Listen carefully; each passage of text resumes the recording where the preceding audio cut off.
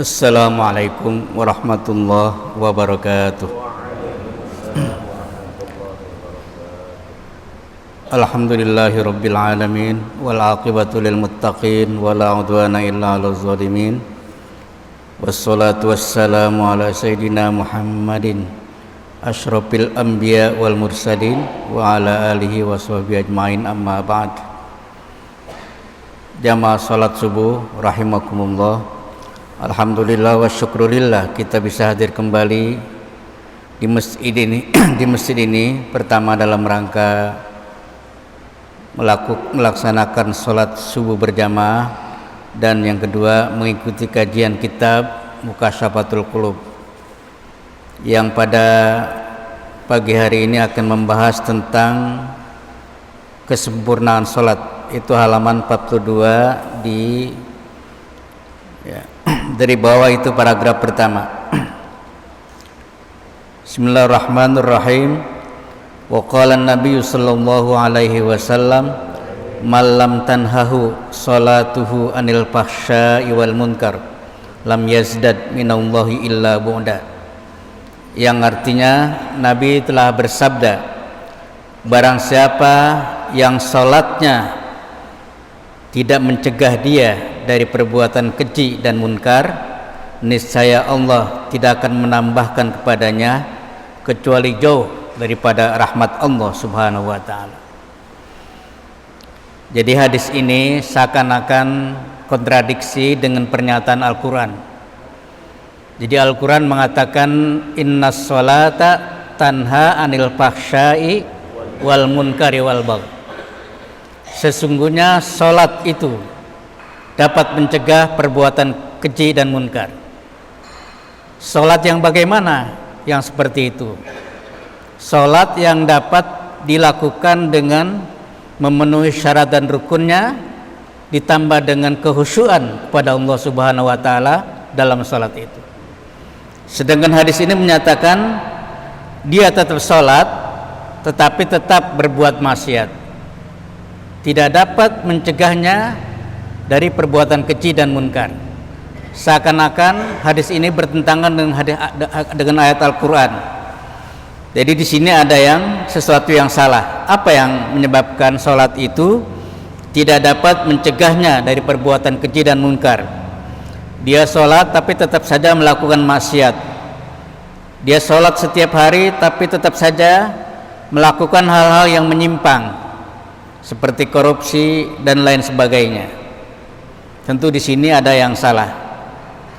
Wa qala Bakar bin Abdullah, ya ibna Adam, wahai ibnu Adam, idza syi'ta an tadkhula ala maulaka bi ghairi idznin.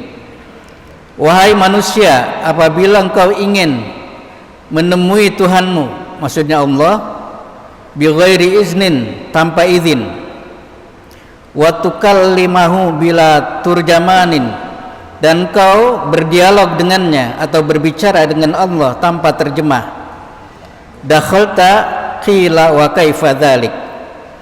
Qala, pertama adalah tasbagu du'aka. Jadi sebelum kau salat, laksanakanlah wudu kamu dengan sempurna. Syarat dan rukunnya kita lakukan dengan baik. Wa tadkhula mihrabak, dan kau masuk tempat kamu salat. Fa idzan anta qad dakhalta ala maulak, maka engkau berarti sudah masuk di wilayah Tuhanmu. Artinya kalau kita habis sholat lalu kita siap untuk melakukan takbiratul ihram, berarti kita siap melakukan mihrab di tempat itu. Fatukallimahu bi ghairi tarjaman, dan kau berdialog dengan Allah itu tanpa terjemah, jadi langsung. Wa an Aisyah radhiyallahu anha, dan dari Aisyah, mudah-mudahan Allah meridhoinya, qalat, berkata ia, kana Rasulullah sallallahu alaihi wasallam yuhaddisuna, bahwa Rasulullah pernah berbicara kepada kami, wa nuhadditsuhu, dan kami juga pernah berbicara kepadanya. Fa idza hadaratis shalah fa ka'annahu lam ya'rifna wa lam na'rifhu istighalan bi azamatillahi azza wa jalla. Apabila telah datang waktunya salat, maka kami seakan-akan tidak mengenal dia tidak akan mengenal kami dan kami juga tidak mengenalnya, karena sibuk memikirkan kebesaran Allah Subhanahu wa taala. Ini artinya kalau kita sudah melakukan sholat, ya, melakukan takbiratul ihram, kita betul-betul sudah mulai khusyuk di situ. Tidak usah tengok kiri kanan, siapa di kanan kita, siapa di kiri kita, ya, karena masih kosong, atau siapa yang di belakang kita, siapa yang datang duluan. Nah, kalau kita seperti itu ciri-ciri kita tidak akan khusyuk sholatnya. Jadi begitu kita takbiratul ihram, lalu kita pusatkan perhatian kita kepada Allah Subhanahu wa taala, tidak usah memikirkan siapa di kanan kiri kita yang ada. Wa qala sallallahu alaihi wasallam, Nabi bersabda, la yanzurullahu ila salatin la yuhdiru rajulu fiha qalbahu. Allah tidak akan melihat suatu salat di mana seseorang itu dalam salatnya tidak menghadirkan hatinya, ma'abadanihi, beserta badannya. Ini maksudnya yang salat tidak khusyuk pada Allah, maka Allah tidak peduli atau tidak menerima salat orang itu. Wa kana Ibrahim al-Khalil idza qama ila shalah, Ibrahim al-Khalil apabila telah datang untuk salat, yasma'u, dia mendengar, wajib qalbu an mailaini, dan dijawab daripada hatinya itu sekedar 2 mil. Wa kana as-sa'id at-tanuhi idza shalla lam tanqati ad-dumu an khaddaihi ala lihiyatihi. Nah, ini seorang sufi yang sangat besar. Apabila dia sudah takbiratul ihram, lam tanqati ad-dumu, dia selalu meneteskan air mata, an khaddaihi, dan air mata itu jatuh kedua pipinya, an lihiyatihi, sampai membasahi jenggotnya. Jadi begitu banyak air matanya begitu sholat, dalam sholat. Kenapa demikian? Karena dia mengingat kebesaran Allah Subhanahu wa ta'ala, dan juga dia mengingat banyak dosa-dosa yang telah dilakukannya. Wa kana sallallahu alaihi wasallam wa ra'a Rasulullah sallallahu alaihi wasallam rajulan ya'bathu bilahiyati fi shalah. Rasulullah pernah melihat seorang laki-laki mengelap, ya, jenggotnya dari air mata itu dalam salat. Faqala, lalu dia mengatakan, la khushu'a qalbu hadza la khusya'at jawarihu. Apabila hati ini sudah khusyuk, maka semua anggota badan juga ikut khusyuk. Nah, jadi pentingnya kita melatih diri kita, ya, secara terus-menerus bagaimana untuk bisa khusyuk di waktu sholat. Usahakan, karena memang ini perlu latihan yang terus-menerus. Nah, itu. Kita langsung kepada paragraf yang kedua dari bawah. Wa qala sallallahu alaihi wasallam, dan Nabi pernah bersabda, ya'ti fi akhiriz zamani nasun min ummati, akan datang di akhir zaman, ya seperti zaman sekarang ini, manusia dari umatku. Jadi umatnya Nabi Muhammad datang ke masjid. Apa yang mereka bicarakan? Yatunal masajida, mereka selalu ke masjid. Fayaquduna, mereka duduk di masjid, hilaqan, ya. Jadi berhilqah-hilqah atau rombongan-rombongan, bisa 4 orang, 3 orang, satu kelompok. Dzikruhum ad-dunya wa hubbad dunya, tapi yang mereka bicarakan adalah dunia dan mencintai dunia. Jadi mereka datang ke masjid, tapi bukan dalam rangka taqarrub ilallah, bukan dalam taqarrub untuk mendekatkan diri kepada Allah, tapi mereka datang ke masjid untuk membicarakan dunia. Nah, ini jadi bukan untuk meningkatkan takwa. Jadi yang mereka bicarakan adalah dunia, bagaimana bisnis ini, bagaimana keuntungannya, dan lain sebagainya. La tujalisuhum, maka orang seperti ini jangan kau temani. Jadi kalau ada di masjid orang selalu bicara dunia, la tujalisuhum, jangan ditemenin, ya. Kecuali bicara tentang takwa dan bagaimana meningkatkan masjid, bagaimana memakmurkan masjid, nah itu boleh. Jadi kalau yang dibicarakan dunia adalah lebih baik kita tidak usah turut campur. La tujalisuhum, jangan temenin, ya. Nah di situ falaisa lillahi bihim hajah, karena bagi Allah tidak ada artinya seperti itu. Nah. Wa anil Hasan, dari Hasan, ini cucunya Nabi, anna Nabi sallallahu alaihi wasallam qala, bahwa Nabi pernah bersabda, ala ukhbirukum bi aswa'in nasi saraqatan, maukah kamu saya berikan informasi siapa orang yang paling jahat, siapa orang yang paling berbahaya dalam mencuri? Qalu, mereka mengatakan, iya kami ingin. Man huwa ya Rasulullah, siapa itu ya Rasulullah yang sering mencuri dalam sholatnya? Jadi bukan di luar sholat, di dalam sholat dia tetap mencuri. Qala, Nabi menjelaskan, alladzi yasriku min sholatihi, yaitu yang mencuri dalam sholatnya. Qalu, mereka bertanya lagi, wa kaifa yasrik min sholatihi, bagaimana itu terjadi? Dia sholat kok mencuri dalam sholatnya. La yatimmu ruku'aha, dia tidak sempurnakan ruku'nya, itu berarti sudah mencuri sholat, mencuri dalam sholat. Jadi kalau ruku yang harusnya tegak, ya, tulang belakangnya harus rata dengan kepala, tetapi dia ruku sekedar ruku, sujud juga sekedar sujud. Jadi layutimmu ruku'aha, dia tidak sempurnakan rukunya. Bagaimana ruku yang baik dan memenuhi syarat? Bagaimana sujud? Ya. Jadi dalam sujud itu sebenarnya ada 7 anggota yang harus nempel ke tempat sujud, ya. Pertama adalah kedua tapak tangan, itu harus sujud, harus napak tangan. Yang kedua lutut, kedua lutut, ya. Yang ketiga itu kaki kita, kedua-duanya harus berdiri. Dan yang berikutnya adalah dahi kita. Dahi kita itu, dahi dan hidung itu harus menempel di tempat sujud. Jadi kalau 7 anggota sudah ruku dengan baik, itu berarti dia sujudnya juga dengan sempurna. Tapi misalnya sujudnya sampai ke tempat sujud tapi hidungnya nggak nempel, itu juga nggak sah. Kenapa?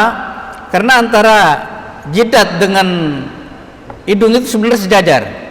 Jadi kalau dia sudah sujud jidatnya, maka otomatis itu hidungnya ikut sujud, ya.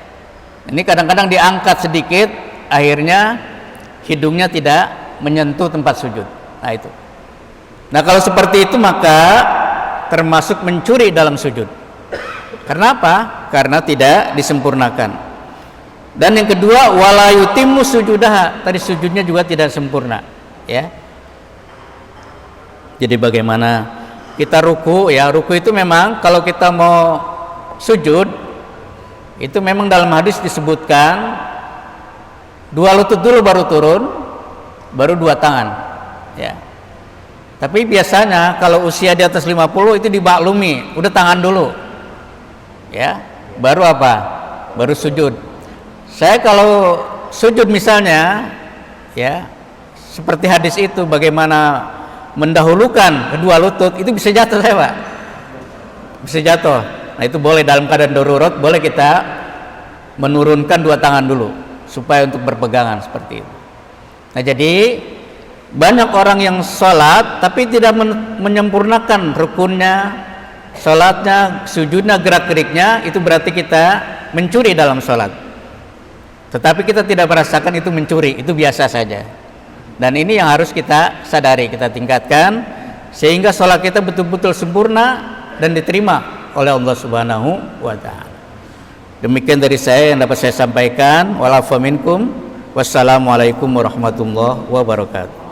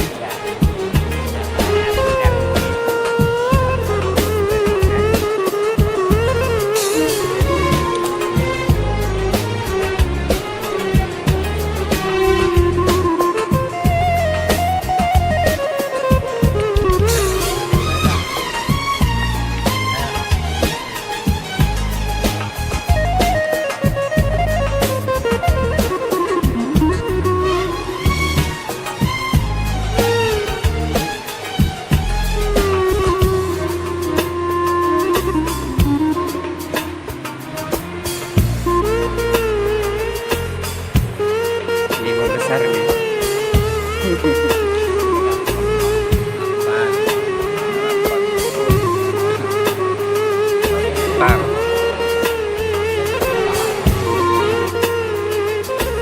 Dari Kalimantan pesawatnya.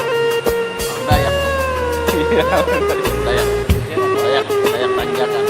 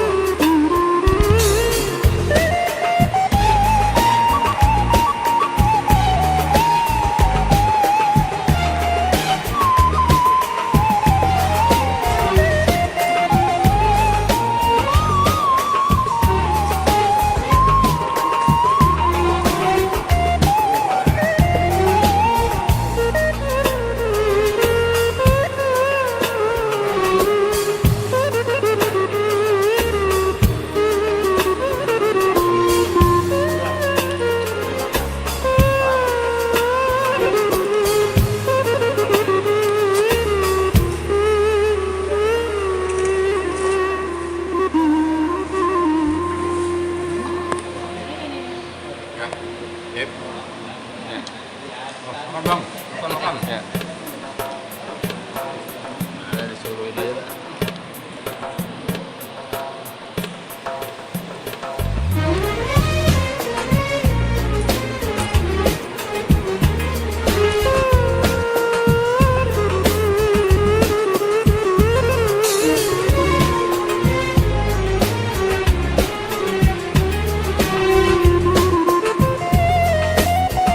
Bisa ini.